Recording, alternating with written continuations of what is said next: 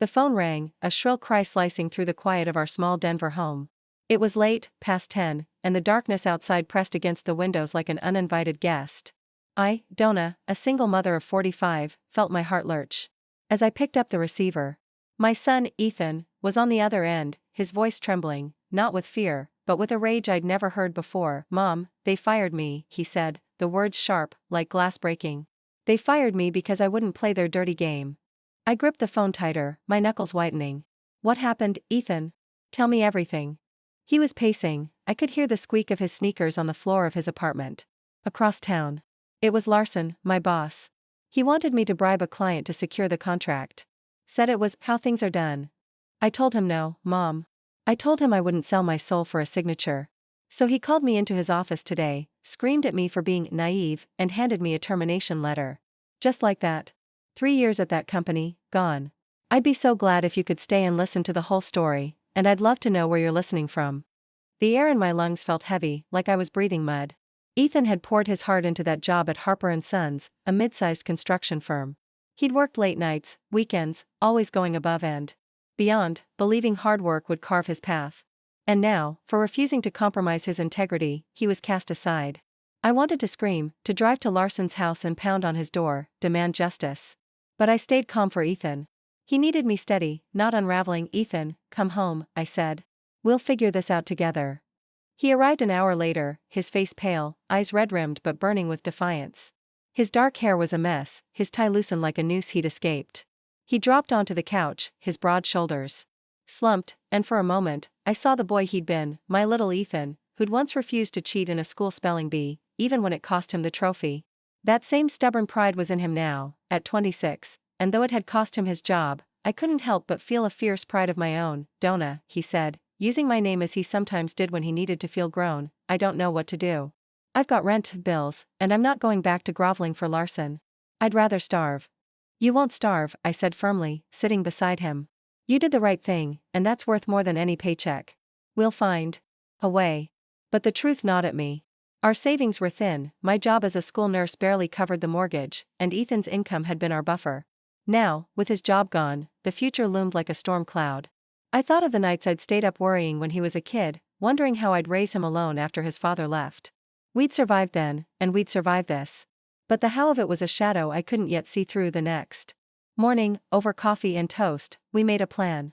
Ethan would update his resume, reach out to contacts, and apply to every job that fit his skills as a project manager. I'd pick up extra shifts at the hospital, where they sometimes needed night nurses. But the days that followed were brutal. Rejections piled up, some polite, others cold. Ethan's confidence, usually unshakable, began to crack. I'd catch him staring at his laptop, jaw tight, as another, "We've decided to move forward." With other candidates' email lit up the screen. One night, I found him in the garage, tinkering with an old model bridge he'd built in college, a project that had won him awards. "I'm good at this, Mom," he said, his voice low. "I know I am. Why won't anyone give me a chance?" I knelt beside him, touching the intricate beams of his model. "Because the world's not always fair, Ethan.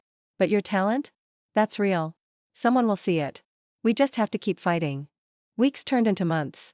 The bills stacked higher, and I sold my grandmother's silver ring to cover a late utility payment. Ethan took odd jobs, freelance drafting, even driving for a rideshare app, but they barely dented our debts. Yet he never wavered in his resolve. "I won't go back to a place like Harper's," he'd say. "I want a company that values what I do, not what I'm willing to compromise." One gray morning, as snow dusted the ground, Ethan burst into the kitchen, his face alight for the first time in months. "Mom, I got an interview.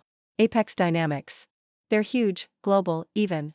They want me to come in tomorrow." Apex Dynamics. I'd heard of them, a construction giant known for innovative projects and a reputation for integrity. My heart leapt, but I tempered it. "That's amazing, Ethan. Tell me more." He explained how a former professor had recommended him, how Apex was looking for a project manager to lead a new initiative.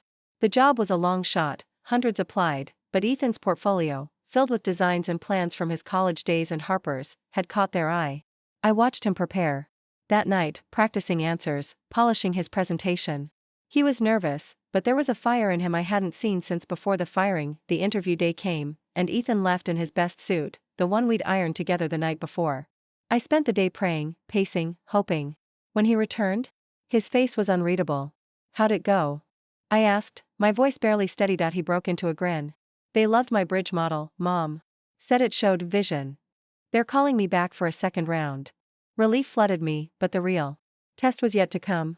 Apex was rigorous, their process grueling. Ethan faced 3 more interviews, each more intense than the last. He presented plans, solved hypothetical crises, and stood firm under pressure.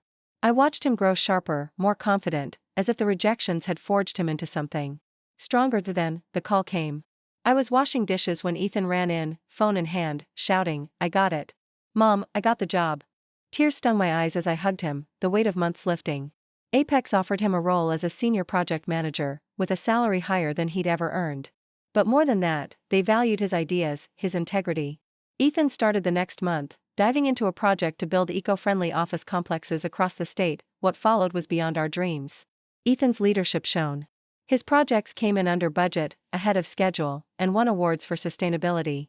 Apex expanded, opening new branches in Texas and California, with Ethan at the helm of their Western operations.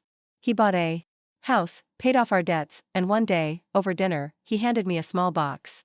Inside was a new silver ring, engraved with, "For Dona, my rock." We'd faced the storm together, and Ethan had emerged not just with a job, but with a future brighter than we'd ever imagined.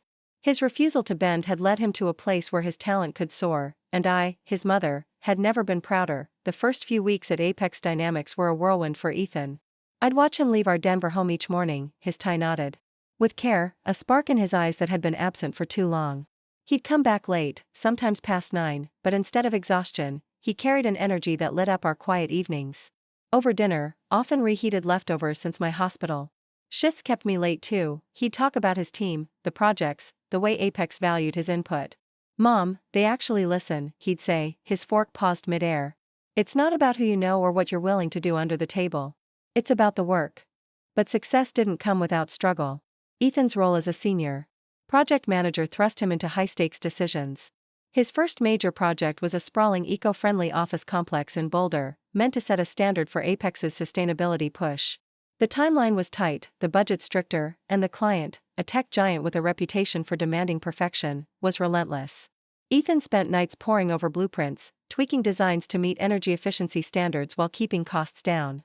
I'd find him at the kitchen table, surrounded by papers, his laptop glowing, muttering calculations to himself. "Dona," he said one night, rubbing his temples, "what if I mess this up? This isn't just a job, it's a chance to prove I'm not the guy Larson thought I was. Naive, useless." I set down my coffee and looked at him, my son, who'd faced rejection after rejection yet still stood tall. "Ethan, you're not proving anything to Larson. You're proving it to yourself. And you've already done that by getting here. Trust your gut. It's gotten you this far." He nodded, but I could see the weight on him. The next day, he presented his revised plans to Apex's board. I waited by the phone, my shift at the hospital dragging as I checked for texts. When he finally called, his voice was steady but triumphant. "They approved it, Mom. Every change. They said it's the most innovative design they've seen in years." Relief washed over me, but I knew Ethan's journey was just beginning. The Boulder project became his proving ground. He led a team of 20 engineers, architects, contractors, some older than him, some skeptical of his youth. There were clashes. A veteran contractor argued Ethan's sustainable materials were too costly, an engineer questioned his timelines. But Ethan listened, adapted, and stood firm when it mattered.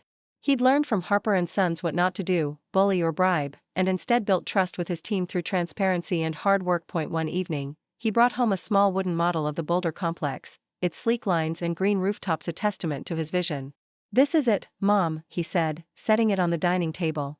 "If we pull this off, it's not just a building. It's a statement." And pull it off they did. The project finished 2 weeks early, under budget, and earned Apex a national award for sustainable design. Ethan's name was in industry articles, his photo splashed across Apex's website. But what struck me most was his humility. When I framed one of those articles, he laughed, saying, "Dona, it's not about the headlines. It's about knowing I did it right." Yet, even as Ethan soared, our past struggles lingered.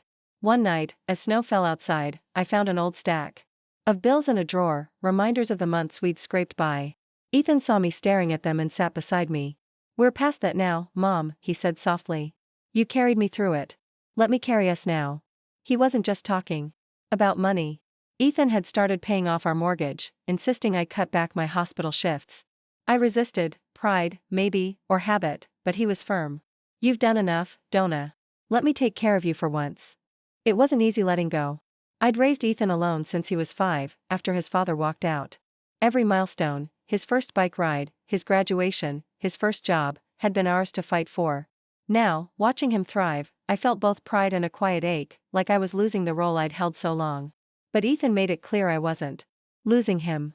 He'd call me on his lunch breaks, asking about my day, or show up with takeout when he knew I'd worked a double shift.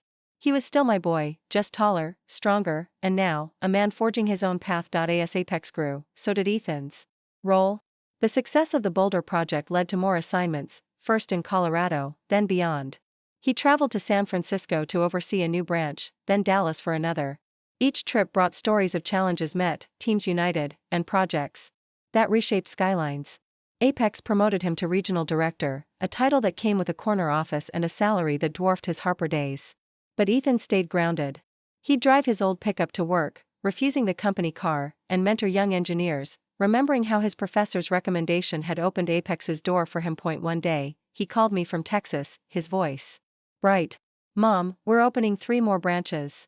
They're trusting me to lead the expansion. Can you believe it? I could. I'd always believed in him, even when he doubted himself. But hearing him now, I thought back to that night he'd come home, fired and furious, vowing never to compromise. That Ethan had fought his way to this moment, and I'd been by his side, not just as his mother, but as his partner in survival. Ethan's rise at Apex Dynamics didn't come without cost. The expansion projects, spanning from Texas to California, demanded more than late nights and early mornings. They pulled him away from Denver for weeks at a time, leaving our small home quieter than I'd ever known. I'd walk past his room, the door ajar, and see his old bridge model gathering dust on the shelf. It was a reminder of the boy who dreamed big, now a man living those dreams, but at a distance. I missed his laughter, his stories over coffee. The way he'd call me Donna, with a grin when he wanted to tease. I kept busy, picking up extra shifts at the hospital despite Ethan's protests. The work grounded me, gave me purpose beyond worrying about him. But when he'd call from some hotel room in Dallas or San Francisco, his voice tinged with exhaustion, I'd sense the toll.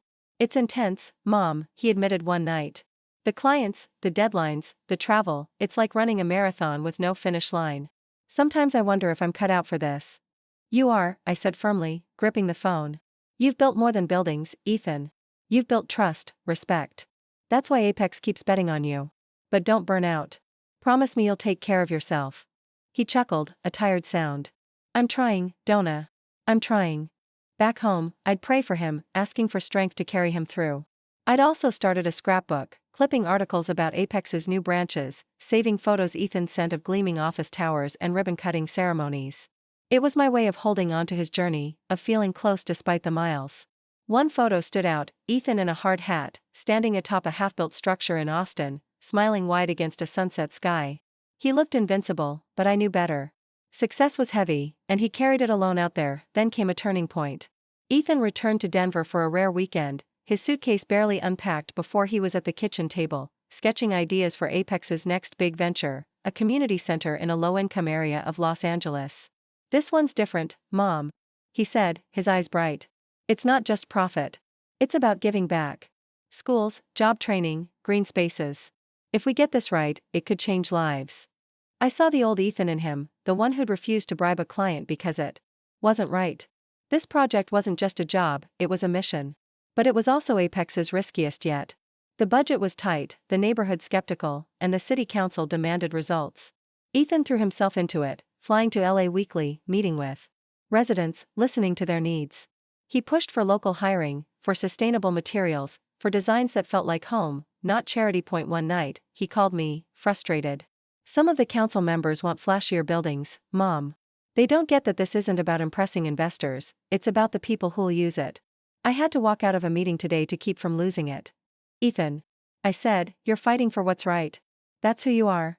Don't let them push you into being someone else. He sighed. I know. It's just hard.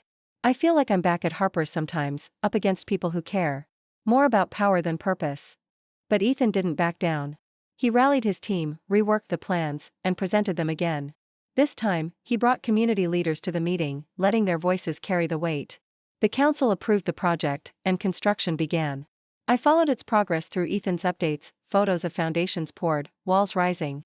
Kids from the neighborhood watching with wide eyes. He sent me a video of the first job training session, where locals learned carpentry under Apex's crew. "This is why I do it, Mom," he texted. "This is worth it." The community center's opening was a triumph. Ethan invited me to LA for the ceremony, and I flew out, my first trip in years. The center was stunning, open, airy, with murals by local artists and a playground buzzing with kids.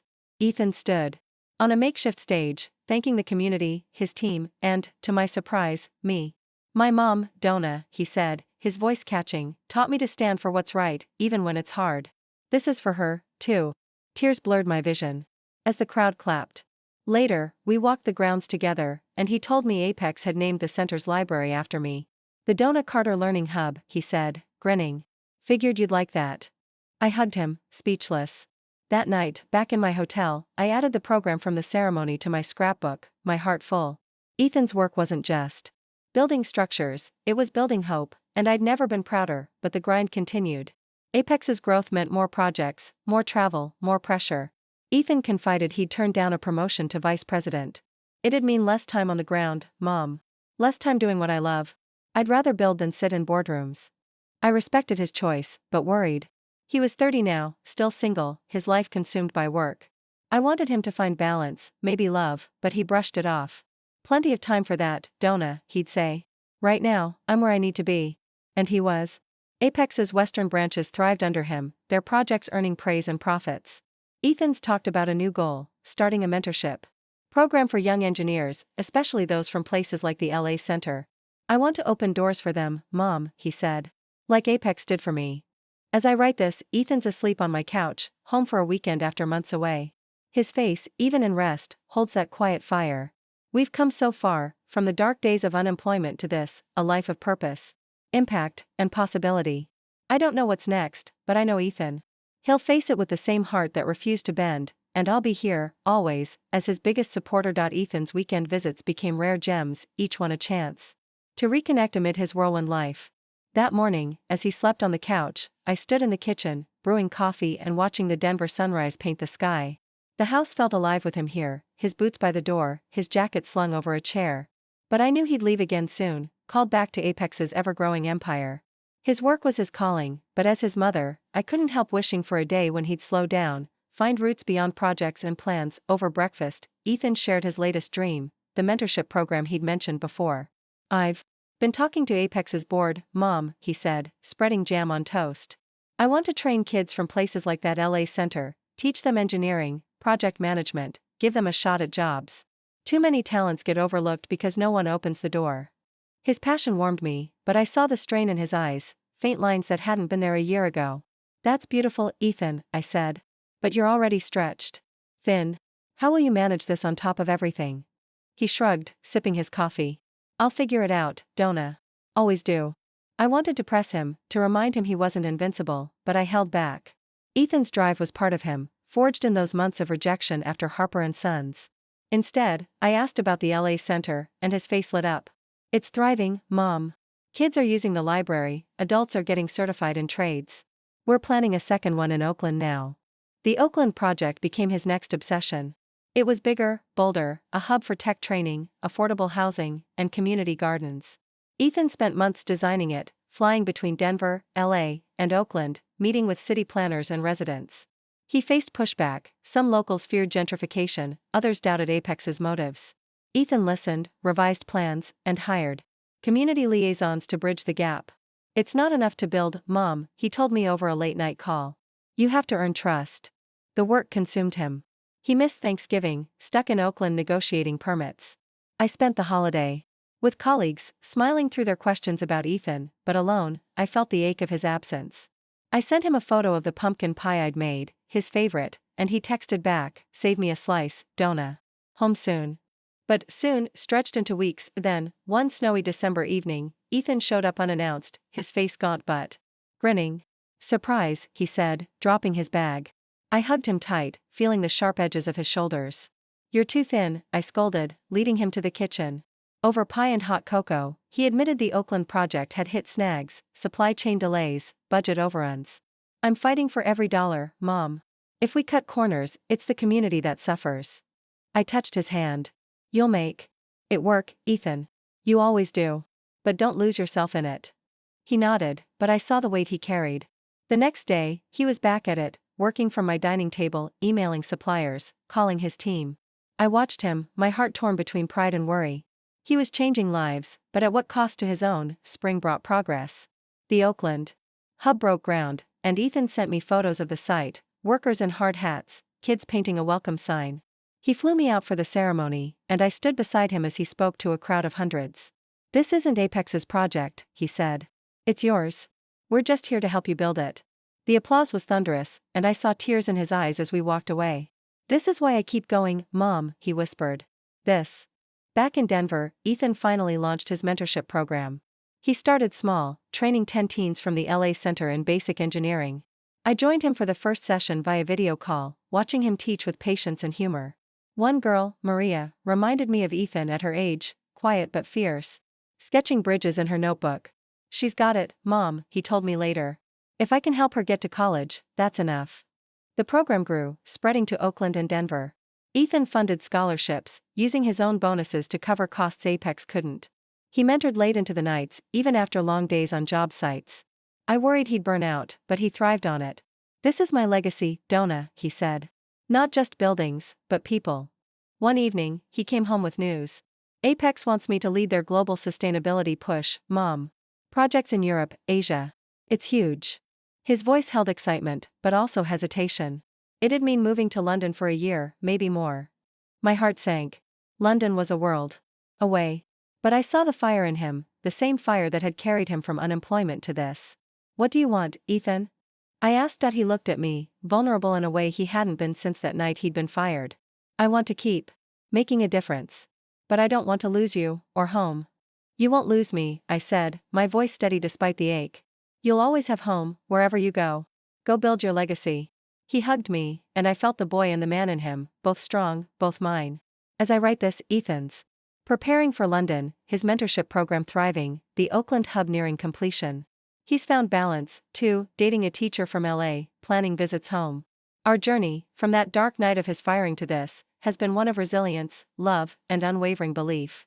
Ethan's future is bright, and I, Donna, will always be his rock, cheering him on from Denver or across the sea. Ethan's move to London loomed like a mountain we both had to climb.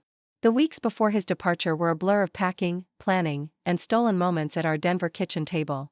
I'd make his favorite chili, and we'd talk about his new role leading Apex's global sustainability initiatives, about the kids in his mentorship program, about the teacher, Lena, who'd started calling him from LA with a warmth that made him smile in a new way. She gets me, Donna, he said one night, his eyes soft. She's coming to visit me in London. Next month. I nodded, hiding the pang in my chest. Ethan was 30, building a life that stretched beyond me, beyond Denver. It was what I'd always wanted for him, a future unbound by the struggles we'd faced, but letting go felt like untying a knot I'd tied with my own hands. Still, I helped him pack, folding his sweaters, slipping a photo of us into his suitcase. For when you miss home, I said, my voice steady despite the lump in my throat. The day he left, snow dusted the ground. And I drove him to the airport. We hugged at the gate, his arms strong around me. I'll be back for Christmas, Mom, he promised. And I'll call every week. I watched him board, his broad shoulders disappearing into the crowd, and drove home in silence, the car feeling too big without him. London transformed Ethan. His calls were full of stories, meetings with architects in Paris, solar projects in Berlin, a community center in Dublin modeled after his Oakland success. He sent photos of cobblestone streets, of him and Lena laughing by the Thames. She'd moved to London for a teaching fellowship, and their relationship grew, grounding him in a way I hadn't seen before. She's like you, Mom, he said during one call. Strong, but kind. She keeps me honest. But the work was relentless. Apex's global push meant navigating new cultures, regulations, and egos. Ethan faced setbacks, a delayed project in Spain, a budget cut in Sweden, that tested his resolve. Sometimes I feel like I'm back at square one, he admitted over a grainy video call. Like I have to prove myself all over again. You already have, I told him. Every building, every kid you've mentored, that's your proof. Keep going, Ethan. You're not alone. And he wasn't. His mentorship program had grown, with chapters in 5 cities, training dozens of teens.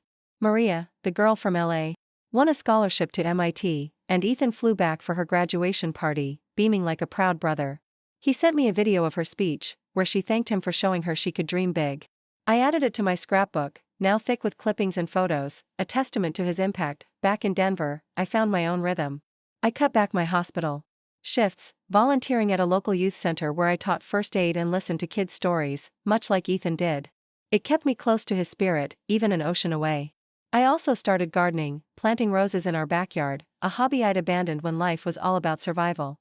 When Ethan called, I'd tell him about the blooms, and he'd laugh, saying, "Donna, you're turning into a farmer."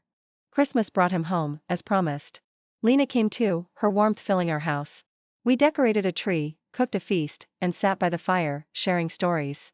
Ethan gave me a pendant engraved with "Forever My Rock," and I cried, not from sadness, but from the fullness of it all. Lena watched us, smiling, and I knew she'd be part of our family one day. Spring, Ethan's work in London hit a peak. His team completed a net zero office tower in Amsterdam, earning Apex Global praise. At the unveiling, streamed online, Ethan spoke about sustainability as a moral duty, not just a trend. I watched from Denver, my heart swelling as the camera caught his face, older now, wiser, but still my boy, the one who'd refused to compromise at Harper & Sons. When he returned for good, a year later, Ethan was different, still driven, but calmer, more at peace. He and Lena settled in Denver, and Apex named him head of their U.S. operations. He bought a house near mine, with a yard for the roses Lena loved. His mentorship program became Apex's flagship charity, training hundreds of kids, some now working on his projects. One evening, we sat on my porch, watching the sunset. Ethan held Lena's hand, and I saw a ring glint on her finger. "We're engaged, Mom," he said, grinning. "And we want you to move in with us. There's a room just for you." I laughed, shaking my head. "I'm not ready for that, Ethan. I've got my roses, my kids at the center. But I'll be over every Sunday for chili." He hugged me, and I felt the arc of our journey, from that desperate night he'd lost his job, through the rejections, the triumphs, to this moment of quiet joy. Ethan had built more than buildings, he'd built a life of purpose, love, and integrity. And I, Donna, had been there every step, not just as his mother, but as his witness, his partner in resilience. Our story wasn't about wealth or fame, but about standing tall, together, and finding a future brighter than we'd ever dared dream. Thank you for being here. Don't forget to subscribe and share your own story in the comments. Your voice matters.